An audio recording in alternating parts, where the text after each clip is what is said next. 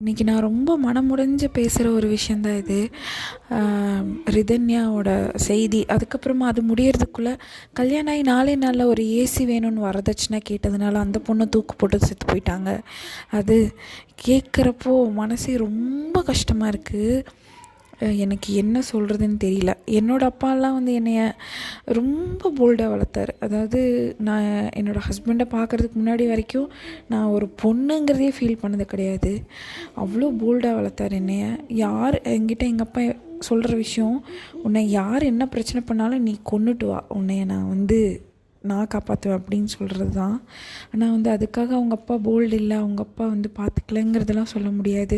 கல்யாணம் ஆகி ஒரு 78 நாளில் அந்த பொண்ணு படக்கூடாத கஷ்டம், படக்கூடாத வேதனை எல்லாம் ஒரு கணவன் அப்புறம் மாமியார் மாமனார்னால பட்டிருக்கும். அந்த இதெல்லாம் நான் யோசித்து கூட பார்க்க முடியாது. ஏன்னா நானும் குடும்பத்தை விட்டு ஒரு வருஷம் இருந்திருக்கேன். அந்த கஷ்டம் என்ன, வேதனை என்ன எல்லாமே தெரியும். யாருமே இல்லாமல் இருக்கிறதும் எப்படி இருக்குன்னு தெரியும். ஆனால் அந்த பொண்ணோட மனசில் எவ்வளோ கஷ்டம் இருந்ததுன்னா அந்த மாதிரி ஒரு முடிவு எடுத்திருப்பாங்க. அந்த தாயோட கண்ணீரெல்லாம் யாருனாலையும் துடைக்க முடியாது. ஏன்னா நம்ம ஒரு வயசுக்கு அப்புறம் அந்த அம்மாவுக்கும் பொண்ணுக்கு இருக்கிற பாண்டிங் வேறு லெவலில் இருக்கும். இப்போ வரைக்கும் ஏதாவது கஷ்டமாக இருந்தால் எங்கள் அம்மா என்கிட்ட சொல்லுவாங்க, நான் எங்கள் அம்மா கிட்டே சொல்லுவேன். அந்த அம்மாவுக்கு எவ்வளோ ஒரு வலி இருக்கும், வேதனை இருக்கும். இந்த அரசாங்கம் அதுக்கு ஒரு நல்ல முடிவு எடுக்கணும். அந்த பொண்ணுக்கு நீதி கிடைக்கணும்.